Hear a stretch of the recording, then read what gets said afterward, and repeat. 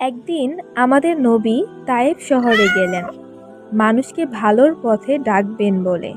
কারো কাছে টাকা চাননি, ক্ষমতা চাননি, শুধু বলেছিলেন আল্লাহর দিকে ফিরে আসো। কিন্তু কি হলো জানো? ওরা ওনাকে শুনল না, বরং পথে দুই পাশে ছোট ছোট ছেলেদের দাঁড় করিয়ে দিল আর বলল, তাকে পাথর মারো।